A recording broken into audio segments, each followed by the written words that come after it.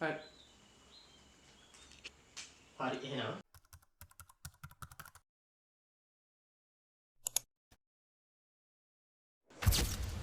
මේ අණුව දැකලා තියෙනවනේ වනේ CH3. මේක තව කියනවා ක්ලෝරෝෆෝම් කියලා. මට කියන්න මේ අණුව නිර්ද්‍රවීය ද්‍රව්‍යද කියලා. අනිවාර්යෙන් ඕන කෙනෙක් දන්නවා මේකේ අග්‍රස්ත පරමාණු වෙනසක් තියෙනවා. ඒ හින්දා අනිවාර්යෙන් මේක ද්‍රව්‍ය අණුව. අනිවාර්යෙන් ද්‍රව්‍ය අණු වල දීර්ඝව අන්තරාණු ආකර්ෂණ බල හැදෙන්න පුළුවන්. හරි. ඒ වගේම මේ CH3 වල ඒ දීර්ඝව අන්තරාණු ආකර්ෂණ බලය නම් හැදෙනවා. මට කියන්න එතකොට CH3 අණු දෙකක් අතර අන්තරාංග ආකර්ෂණ බල වල විශේෂ අවස්ථාවක් හයිඩ්‍රජන් බන්ධනයක් හැදෙන්න පුළුවන්ද කියලා. අනිවාර්යෙන් ඔයාලා ඔක්කොගේම උත්තරේ නෑ කියනවා. අපි කියමු ඒක නෑ. CH3 අණුව තවත් වෙනත් මොකක් හරි විශේෂ අණුවක් එක්ක එකතු වෙලා හයිඩ්‍රජන් බන්ධනයක් ගොඩනගා ගන්න පුළුවන් මේ.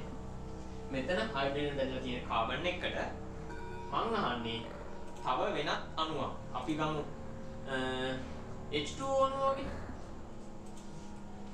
මේ H2O අණුවේ ඔක්සිජන් එක මේ හයිඩ්‍රජන් එකතු වෙලා හයිඩ්‍රජන් බන්ධනයක් හදාගන්න පුළුවන් දෙයක්.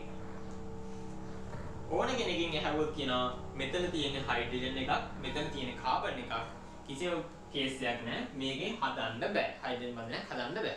හැබැයි මෙතන හයිඩ්‍රජන් බන්ධනයක් හැදෙනවා. අපි විශේෂ අවස්ථාවක් මේක ගන්නවා ඇසිටෝන් අණුව කියන එක. ඇසිටෝන් අණුව CH3 C double bond O CH3. මෙන්න මේ ඇසිටෝන් අණුවත් එක්ක විශේෂ අවස්ථාවේදී මෙන්න මේ CH3 හයිඩ්‍රජන් බන්ධනයක් හදාගන්නවා. අපි බලමු කොහොමද මේක හදාගන්නේ කියලා.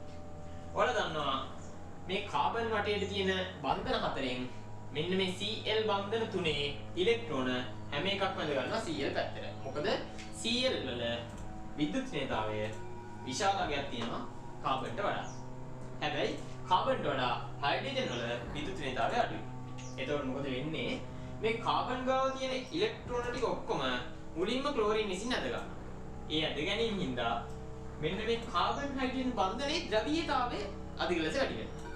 මේ අධික ලෙස වැඩි වීමත් එක්ක මෙන්න මේ කාබන් හයිඩ්‍රජන් බන්ධනය හයිඩ්‍රජන් බන්ධනයක් දක්වා ප්‍රබල බන්ධනයක් හදා ගැනීමට පෙළවෙන්න පුළුවන්. ඒ හින්දා තමයි මෙන්න මේ හයිඩ්‍රජන් ඇසිටෝන් වල තියෙන ඔක්සිජන් එක්ක එකතු වෙලා මෙන්න මේ ඇසිටෝන් වල තියෙන ඔක්සිජන් එක්ක එකතු වෙලා හයිඩ්‍රජන් බන්ධනයක් හදාගන්නේ.